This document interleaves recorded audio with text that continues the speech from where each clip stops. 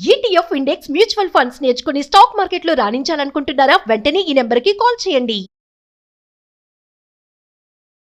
Hi hello నమస్తే, welcome back to Suman TV. ప్రస్తుతం మనతో పాటు ఉన్నారు స్టాక్ మార్కెట్ అనలిస్ట్ సుందర రామ్ రెడ్డి గారు. నమస్తే సార్. నమస్తే సార్, నిఫ్టీ RSI ఎప్పుడైతే స్టార్ట్ అయిందో అప్పటి నుంచి 6 times 80కి పైగా కనీసంగా క్రాస్ అయింది. అంటే ఎప్పటికప్పుడు అది కరెక్షన్స్ని ఫాలో అవుతూనే వస్తుంది. దీన్ని ఏం చెప్తారు? నిఫ్టీ మంత్లీ టైం ఫ్రేమ్ మీద ఇప్పటి వరకు అయితే కేవలం 6 సార్లు మాత్రం హిస్టారికల్ డేటాల్లో 6 సార్లు మాత్రమే అబోవ్ 80 వచ్చిందండి. అంటే నిఫ్టీ మంత్లీ టైం ఫ్రేమ్ మీద మనం చూసుకుంటే RSI కనుక 80% అండి అబోవ్ దాటింది కేవలం 6 times. దాటితే ఏం జరిగింది మనం హిస్టారికల్ రిఫరెన్స్ చూసామనుకోండి, మార్చి 92లో దాటిందండి. అప్పుడు RSI 89 ఉండేది. అప్పట్లో నిఫ్టీ 1200 నుంచి 600 పడిపోయింది. 50% డ్రాప్ అయింది. 50% డ్రాప్ అయింది. ఏది 92 మార్చిలో. తర్వాత డిసెంబర్ 2003లో అండి, అప్పుడు నిఫ్టీ 80 ఉండేది. అప్పుడు ఆ టైంలో 2000 నుంచి 1300 డ్రాప్ అయింది. అంటే అగైన్ 35% డ్రాప్ అయింది అప్పట్లో. నెక్స్ట్ ఏప్రిల్ 2006లో అండి, అప్పుడు RSI 82కి వచ్చేసింది. నిఫ్టీ 3750 నుంచి 2615 డ్రాప్ అయింది. అంటే 30% డ్రాప్ అయింది. అలాగే అగైన్ అక్టోబర్ 2007లో RSI 86కి వచ్చిందండి. అప్పుడు 6000 దగ్గర నుంచి 2500 డ్రాప్ అయింది. అంటే 60% డ్రాప్ అయింది ఆ టైంలో. తర్వాత 2014లో RSI 81కి వచ్చిందండి. 8600 నుంచి 7000 డ్రాప్ అయింది. అంటే 19% డ్రాప్ అయింది. అంటే అక్టోబర్ 2021లో లేటెస్ట్గా వచ్చింది ఇదనమాట. RSI 80కి వచ్చిందండి. నిఫ్టీ 18600 నుంచి 15300 డ్రాప్ అయింది. అంటే 18% డ్రాప్ అయింది. ఇప్పుడు మళ్ళీ కొత్తగా RSI 84కి వచ్చింది. 84 అంటే ఇప్పుడు మళ్ళీ 7th టైం వచ్చింది, ఫస్ట్ టైం. ఓకే, అండ్ అది కూడా 3 సంవత్సరాల తర్వాత. తక్కువ అంటే హిస్టారికల్ రిఫరెన్స్ ప్రకారం 18 అండి, ఎక్కువ అంటే 60% డ్రాప్ అయినాయి. RSI 80 దాటిన ప్రతిసారి కూడా. అయితే ఇప్పుడు కూడా డ్రాప్ అవుద్ది అంటే మనం స్టాక్ మార్కెట్ ప్రతిసారి ఇది కొత్తది అనుకుంటాం. కొత్త ఏం జరగవండి. History always repeat. కొత్త విషయాలు ఏం జరగవు ఇక్కడ. అందుకని మార్కెట్ ఇండియా జీడిపి గ్రోత్ 8% ఉన్నా సరే, అన్ని ఎకానమీస్ బాగున్నా సరే, కరెక్షన్ అనేది ఏదో ఒక రూపంలో స్టార్ట్ అవుద్ది.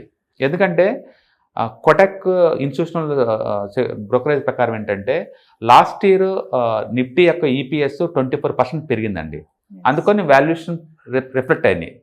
నెక్స్ట్ ఇయర్ అంటే 25 ఎర్నింగ్స్ అనేది కేవలం 8.4% పెరిగిద్దని వాళ్ళు ఎక్స్పెక్ట్ చేస్తున్నారు. ఇది నిఫ్టీ 200 యొక్క EPS అనమాట, ఎర్నింగ్ పర్ షేర్.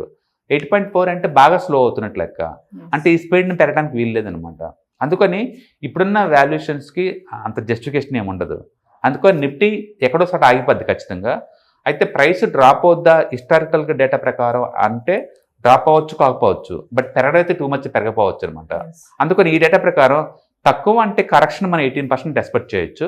లేదు time correction next 1 or 2 years market కన్జర్వేటివ్కి వెళ్ళి సైలెంట్గా ఉండే ఛాన్స్ ఉంది. ఎందుకంటే 23-24లో EPS గ్రోత్ 24% ఉంది. కాబట్టి టూ మచ్ పాజిటివ్ పెరిగింది. నెక్స్ట్ ఇయర్ గ్రోత్ 8.4 ఎక్స్పెక్ట్ చేస్తున్నారు. కాబట్టి గ్రోత్ స్లో అయ్యే ఛాన్స్ ఎక్కువ ఉందన్నమాట. అందుకని next 1 year better to be as a conservative trader or investor. If monthly RSI 80 above ఉంటే ఏమంటారు? ఓవర్ కొంటున్నారు అని, అంటే మార్కెట్ ఓవర్ బాట్లోకి వచ్చింది అంటారు. అలాగే 30 కంటే బిలో వచ్చింది అనుకోండి, ఓవర్గా అమ్ముతున్నారు అని. అందుకని ఓవర్ బాట్ ఓవర్ షోల్డ్ ఈ కాన్సెప్ట్ కింద వాడతారు అనమాట. ఇది ఒక మూమెంటం ఇండికేటర్ అనమాట. మార్కెట్లో మూమెంటాన్ని మెజర్ చేస్తారు. లేటెస్ట్ 14 క్యాండిల్ బేస్గా తీసుకొని ఇది మెజర్ చేస్తారు అనమాట. లేటెస్ట్ క్యాండిల్స్లో ఎక్కువ గ్రీన్ సైడ్ ఉన్నాయి అనుకోండి, మూమెంటం గ్రీన్ బయాస్ అంటే కొనే బయాస్ ఉందనమాట. రెడ్లో ఉందనుకోండి అంటే ఫాలింగ్ బయాస్ ఉన్నట్లు లెక్క అనమాట. అందుకో లేటెస్ట్ 14 క్యాండిల్లో ఎన్ని గ్రీన్ క్యాండిల్స్ ఉన్నాయి, ఎంత మూవ్ అవుతుందని దాన్ని బట్టి కంపారిజన్ చేస్తారనమాట. సో 80 వచ్చిందంటే ఖచ్చితంగా మార్కెట్ ఓవర్గా కొంటున్నట్లు లెక్క. అది కూడా డైలీ కాదు, వీక్లీ కాదు, మంత్లీ అంటే టూ మచ్ ఫాస్ట్గా మూవ్ అవుతున్నట్లు లెక్క అనమాట మార్కెట్. ఇప్పుడు అదే ట్రేడ్లో RSI 80 కంటే ఎక్కువ ఉంటే సార్ ఏదైనా సరే, మీరు ట్రేడింగ్ అయినా ఇన్వెస్ట్మెంట్ అయినా సరే, RSI 80కి వచ్చిందంటే ఓవర్గా కొంటున్నట్లు లెక్క. ఓవర్గా కొంటే పడిపోద్దని గ్యారెంటీ ఏం కాదు. ఆ కండిషన్ నేమ్ అంతే. అంటే ప్రస్తుతానికి ఎక్కువ మంది టూ మచ్ కొంటున్నారు, ఇది ఎక్కడో చోట ఆగిపోయే ఛాన్స్ ఉందని చెప్తుంది అది. బేసికల్గా స్టాక్ మార్కెట్లో ఏంటంటే 2 రకాల ట్రేడర్స్ ఉంటారు. రేంజ్ ట్రేడర్ అంటారు, రేంజ్ లేదా రివర్స్ ట్రేడర్ అంటారు. ఆ రివర్స్ ట్రేడర్లు ఏంటంటే ఇట్లా RSI 80 రాగానే అమ్మేసుకుంటారు, మళ్ళీ RSI 30 కొత్తే కొంటారు. వాళ్ళు ఎప్పుడు ఏంటంటే మార్కెట్ రివర్సల్ అవుద్దని బలంగా నమ్ముతారు. అందుకని ఒక గదిలాగా పెట్టుకుంటారు. ఇటు వస్తే బాల్ ఇటు రివర్స్ అవుద్ది, అటు వస్తే బాల్ రివర్స్ అవుద్ది అంటారు. ఒకదానికేమో ఓవర్ బ్రాట్, ఒకదానికేమో ఓవర్ సోల్డ్ పెట్టుకుంటారు. అప్పుడు అది 80, ఇది 20 ఇట్లా పెట్టుకుంటారు అనమాట, లేదా 70-30 ఇలా పెట్టుకుంటారు. దీన్ని ఓవర్ బ్రాట్ ఓవర్ సోల్డ్ అంటారు. అయితే ట్రెండ్ ఫాలోవర్స్ వీటిని పట్టించుకోరు. వాళ్ళు ఎందుకండి RSI 55 దాటింది అనుకోండి, ఇంక ట్రెండింగ్ స్టార్ట్ అవుద్ది, బాగా పైకి పోద్ది అనుకుంటారు. 45 కిందకు వచ్చింది అనుకోండి, మార్కెటింగ్ కింద పోద్ది అనుకుంటారు. అట్లా ఒక్కొక్కళ్ళు ఒక్కలాగా చేస్తూ ఉంటారు.